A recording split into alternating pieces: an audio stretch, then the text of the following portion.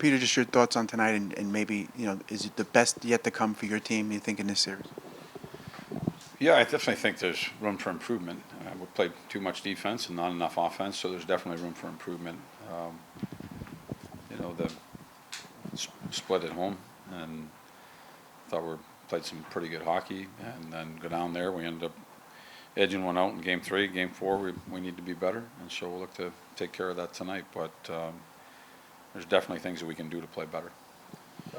How do you, now it's been a few days, how do you feel Kaapo handled being a scratch? And obviously you moved him up last game, and now, what more do you need to see from him in order to... The first part was probably a better question for him. Like, it was fine with me. There wasn't any issues. There wasn't any issues between Kaapo and I, so there's a decision that was made, and like I said, when you put somebody in, somebody's got to come out. You start evaluating the lineup.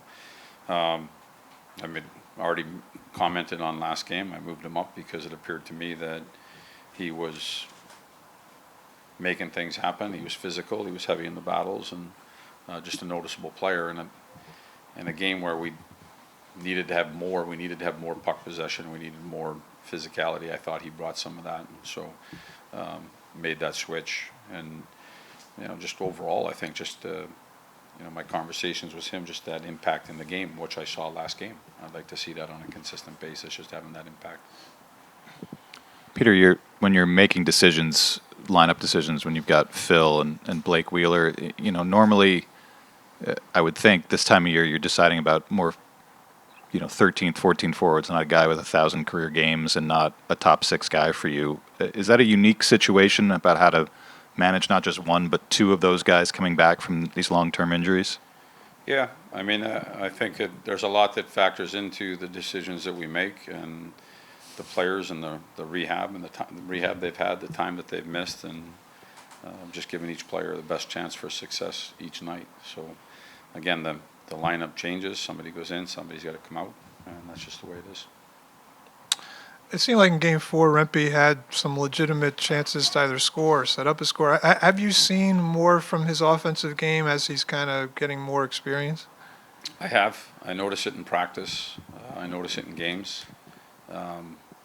He's still, I think, a young player that's building that and working towards that. I think the more he plays, the more experience he gets, the more comfortable he'll get with that. But, when you watch him out here, when I watch him out here, from when I watched him, at training camp, there's a big jump, a significant jump, and I think that has to do with playing with a certain level, practicing at a certain speed. All of that, I think, factors into what you become comfortable with, and that's development. Peter, when you say you need to be better than Game 4, is that a challenge specifically to your star players or to the whole group? That was to the whole group. We got to play better. That's all. So I don't think first period I thought we came out and did some good things, but then the second period I felt like we were on our heels too much playing defense. That's not aimed at one player. We needed to get out of our end better. We needed to get through the neutral zone better and into the offensive zone. It was just by the eyeball. Everybody saw the same thing. It's not no hockey genius here. It's just that's the way the game turned out, and it wasn't good enough. So we need to be better. During the season, you had a lot of stability, certainly down after the trade deadline, line combinations, lineup. There's been for different circumstances, there's been a lot of switching in combinations, lineups. How do you think the team has responded, and do you think it's had any impact on them? You think it's much different? Yeah. Yeah, I don't know. So Troch's line the same. Yeah. The right wing for Right Patriot Prize yeah. moves a little bit. Wenberg came at the deadline, needed to make a move there. We needed to fill a slot there, so he came in. Rempe joins on a regular basis, and so Will's moved up and down. Based on the line combination. There was a couple injuries to D, and so we tried a D combination at one point. We liked it. We went back once, but we didn't. So I don't think we threw it all into a blender. I think there's still been a lot of stability inside of the lineup. There's some games where I just don't think it's good. So, if you don't like what you're seeing on the ice, I don't think it's smart just to roll it out for 60 minutes. You got to get a change. But then oftentimes you'll notice we come back to it the next day in practice. But even, I actually meant more, the decisions you're making more home and away, which, didn't really enter as much into it during the regular season. When you're making those kinds of switches, is it easy for your team just to adapt to it? I think it's pretty easy. Again, I think there's been a block of stability. There's been a lot of stability even in the playoffs, but I know what you're saying, and so I'm trying to explain. Like Blake Wheeler comes back, he's now an available option. Phil comes back, he's now an available option. It has to move something, but the core of the lineup, the overall concept of the lines and the makeup of our team, I think is still maintained a lot of stability, but there's always a little bit of change when people get added to the lineup or become available in the lineup. And I do think that we handle it okay. Roslovic's jumped in. He's given us some really good games there. Phil's jumped into the top. I think he's had a couple good games there. We've mixed the D pairings just a certain way. One time, one switch, and that worked out pretty good too. And so if you go back to something, I don't see that as a big blender shake-up, but I guess that's just the way I view it. I still think there's a lot of stability inside of that. I want to ask you about Eric Gustafson. He came into the league almost 10 years ago as an offensive defenseman.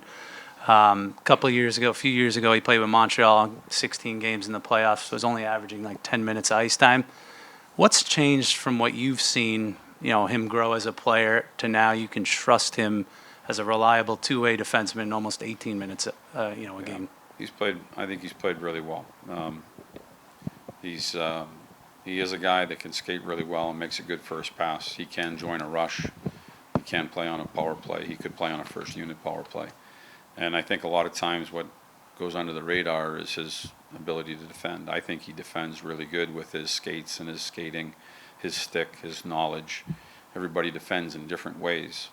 He doesn't do it exactly like Jacob Trouba does it, but I think that they're both still effective defending, and so he just does it a little bit differently. But we've got a lot of confidence in Gus and the way he plays the game as a two-way defenseman. Obviously, the offense, I think that kind of shines forward, but the defense for me has been really good.